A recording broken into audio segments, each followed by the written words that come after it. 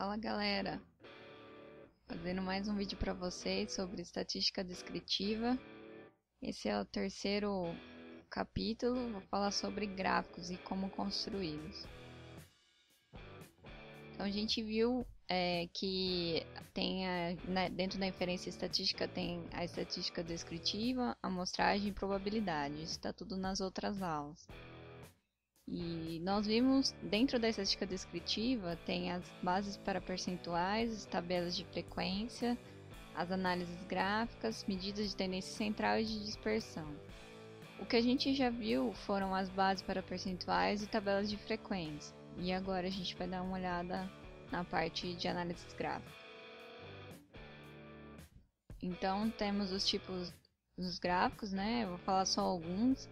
Existem milhares de tipos de gráficos, eu vou falar os mais importantes.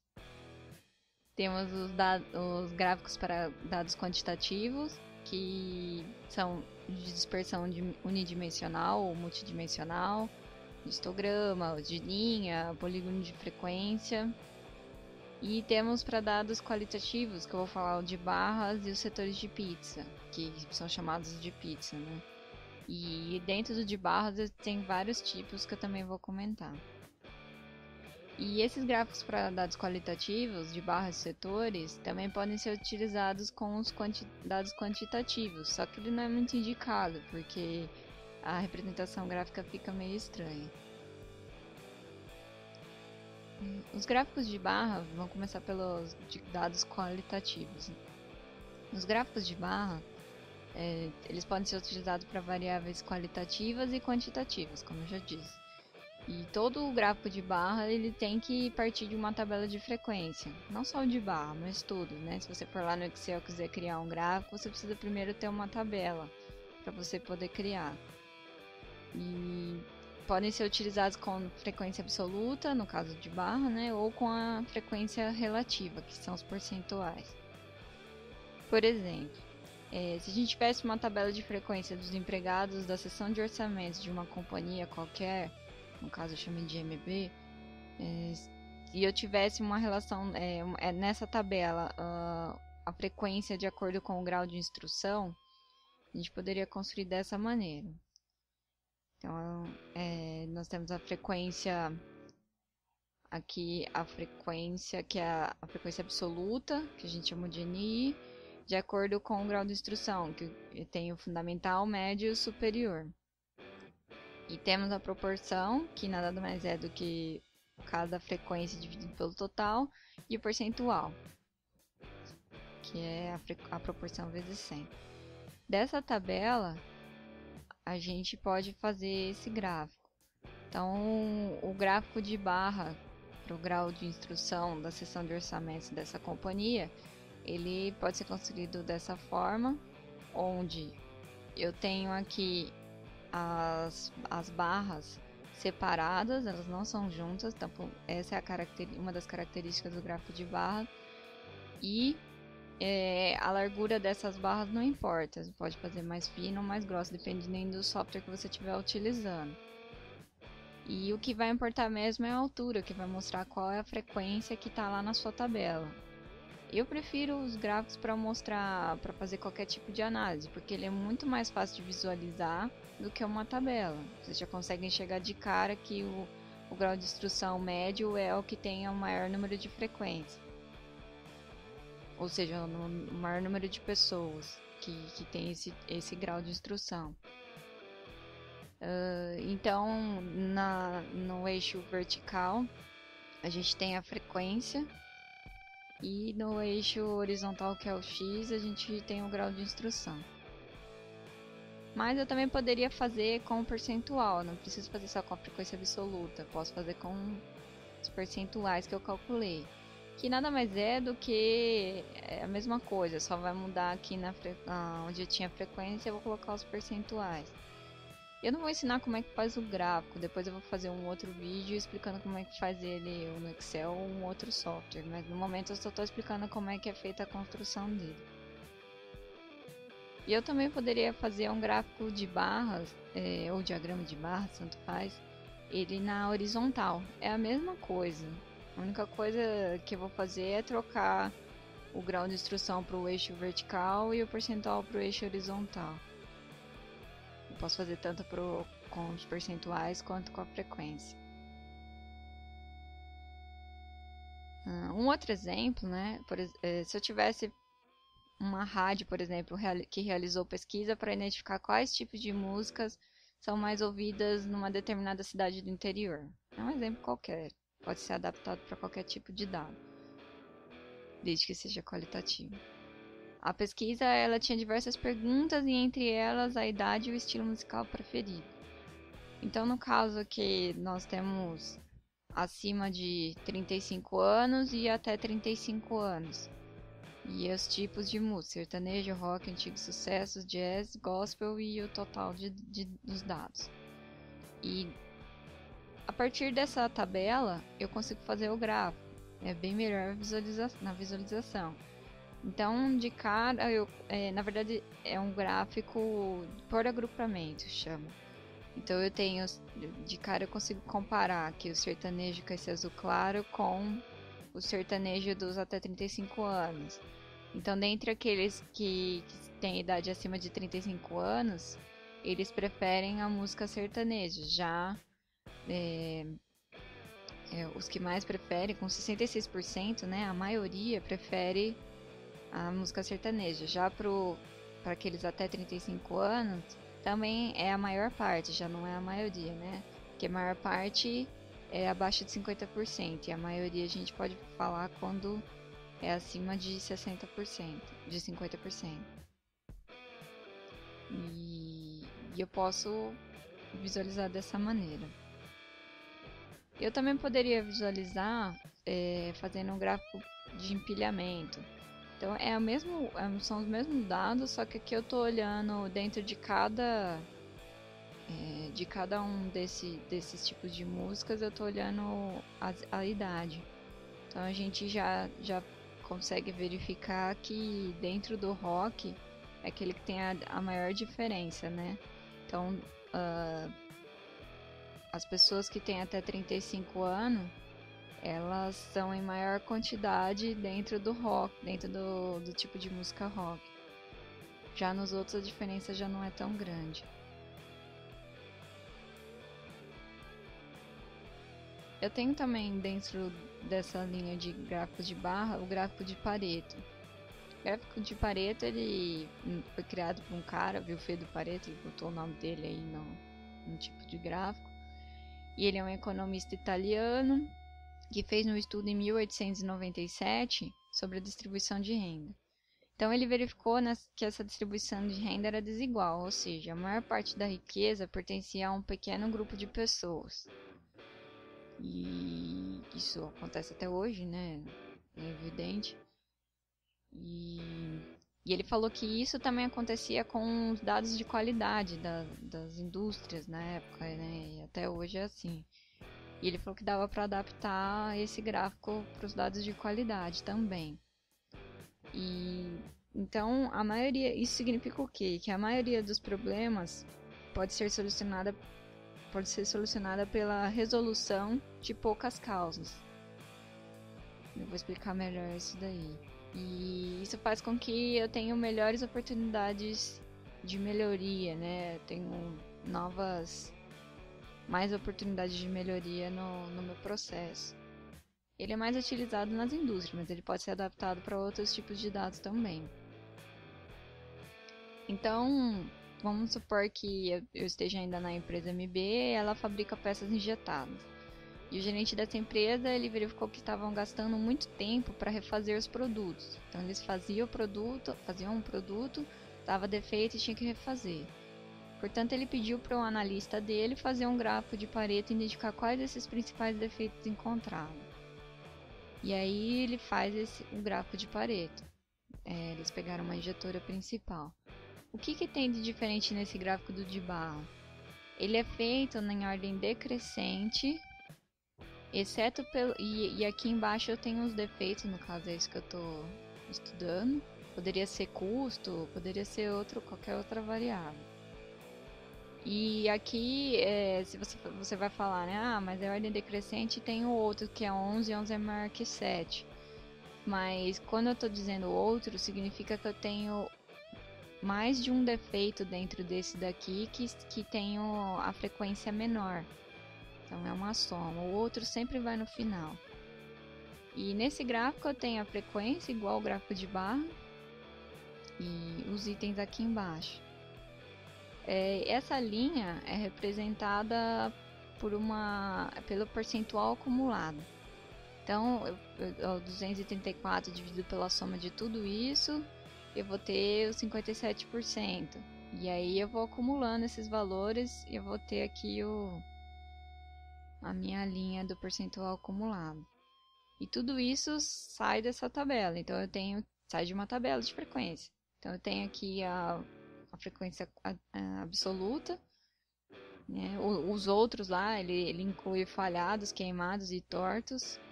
Então é a soma desses aqui, né? E a percentual acumulado. O que geralmente se fala é que por exemplo, esses 80% é os 234 mais o 90 dividido pelo total. Né? É a soma desses dois percentuais aqui. 57 e 22. Então, dizem que o que significa isso? Que 20% dos meus defeitos, aproximadamente, que são as bolhas e as trincas, correspondem a 80% dos meus problemas. Então, se eu resolver o problema de bolhas e de trincas, eu vou estar resolvendo 80% dos meus defeitos. Isso vai dar uma melhoria no processo absurda. Então, essa é mais ou menos a análise que o Pareto faz. O gráfico de setores, que é o gráfico de pizza, ele também serve para variáveis de qualitativas e quantitativas. E também todo gráfico de pizza parte de uma tabela de frequência. E não dá para fazer com tabelas cruzadas, você teria que fazer dois gráficos. E eles podem ser utilizados com a frequência absoluta ou relativa também. Se você pegasse lá aqueles dados sobre grau de inserção das pessoas da companhia MB, eu teria esse gráfico de pizza. Então eu teria aqui o 18, que é a quantidade de pessoas, e o percentual desses 18, né? Do ensino médio. De cara eu consigo enxergar que 50% das pessoas que trabalham nesse setor da companhia, eles possuem ensino médio. O gráfico de dispersão unidimensional, a gente já começa a falar das quantitativas. Então, é para dados quantitativos discretos. Por exemplo, se eu tivesse o número de filhos dos funcionários da seção de orçamento dessa empresa, eu poderia formar essa tabela. Então, o número de filhos 0, 1, 2, 3 e 5 foram essa quantidade que encontraram. Só tomar cuidado para não confundir o número de filhos com a frequência, né? São dois números, né? Mas na verdade esse aqui passa a ser essa é a minha variável, né? E a partir disso eu posso fazer a frequência percentual numa tabela normal. E aí eu tenho vários tipos de gráficos, por exemplo. E esse mostra aqui na altura a quantidade, que é a minha frequência, a mesma coisa. Então, eu posso verificar que o maior número de pessoas do setor possui 2 filhos, né? Porque essa bolinha aqui, ela tá no número 7, é a maior de todas. Eu posso também verificar dessa forma. Então, das pessoas, 7 pessoas, mesma coisa, possuem 2 filhos dentro dessa seção. Ou eu posso verificar nesse gráfico. Eu posso verificar nesse gráfico, que é o empilhamento das bolinhas. Então, quanto maior o número de bolinhas, maior a frequência, né? Então, você consegue ver de cara aqui que 7 bolinhas, né? 7 pessoas possuem 2 filhos nessa empresa. E nenhuma possui 4 filhos. Eu posso também fazer o gráfico de dispersão bidimensional. Então, vamos supor que eu estou falando de preços de fechamento diário nas ações da Bolsa de Valores. Por exemplo, eu tenho um ativo, que é a Telebrás, e eu tenho o índice Bovespa. E eu quero verificar essa relação, né? Será que quando o índice sobe, a ação também sobe? Então eu posso fazer isso através do gráfico de dispersão bidimensional. Então vamos considerar aqui como X é o meu ativo, que é o eixo aqui, o eixo horizontal, e o eixo vertical seria o meu índice Bovespa. Eu estou pegando dados de 2 de janeiro a 24 de fevereiro de 1995, totalizando 39 observações. Aqui é 40, se vocês forem olhar lá na bolsa, é 45 mil, 40 mil. E eu coloquei aqui para ficar mais fácil de visualizar. E também eu estou começando de 25 e de 15 para poder visualizar melhor. Poderia começar de 0, mas aí ficariam os dados aqui para cima, não daria para ver direito. Então eu posso afirmar que quando o índice da Ibovespa sobe, esse ativo da Telebrás também sobe. Eles têm algum tipo de correlação. Depois eu vou ensinar como que faz esse tipo de correlação. É uma correlação linear aqui, mas vai ficar para outro vídeo. Eu tenho também o gráfico histograma, que é usado para variáveis quantitativas contínuas, e ele é feito através de classes de frequência. O que significa isso? Vamos supor que eu tenho uma amostra de 25 valores do diâmetro de peças produzidas por uma máquina. Esse diâmetro está calculado em milímetros. Então eu peguei todos esses dados, tem 25 valores, e transformei eles em classes. Então, e calculei a frequência. Então eu tenho de 21,15 a 21,25 eu tenho uma peça. Por exemplo, de 21,35 a 21,45 eu tenho 5 pés. Eu posso fazer essa classificação aqui de acordo com a melhor visualização do gráfico. E a partir disso, através dessas classes de frequência, né, que é o meu X, eu vou fazer o histograma. Então, o histograma ele é feito de barras. É um gráfico de barra, só que ele é junto, ele é unido aqui, uma barra na outra, não é separado igual o gráfico de barra. O que ele contém? A frequência, que é a minha altura aqui das barras, e no eixo horizontal eu tenho o diâmetro, mas eu tenho aqui 21,9, que é a metade dessa classe. Então, de 21,85 a 21,95, a metade é 21,9. E eu sempre coloco no centro da barra. Então é assim que eu represento o histograma. E a partir disso eu consigo verificar a distribuição dos meus dados. E aí eu posso ter diversos tipos de distribuição de dados. A gente vai ver isso em outro vídeo também. Mas o histograma é basicamente assim que se constrói. O polígono de frequência nada mais é do que um histograma. Só que eu pego os valores centrais da barra e coloco um ponto em cada um e eu vou ter o polígono de frequência, mas ele é a mesma coisa. E por último, o gráfico de linhas. Na verdade é para dados quantitativos contínuos e ele é muito utilizado para séries temporais. O que são séries temporais? São conjuntos de observações feitas em períodos sucessivos de tempo. Por exemplo, eu tenho acidentes durante um ano, por ano, número de defeitos por minuto em uma fábrica qualquer, ou o preço das ações que a gente viu diariamente na bolsa de valores. Então, são os dados ao longo do tempo.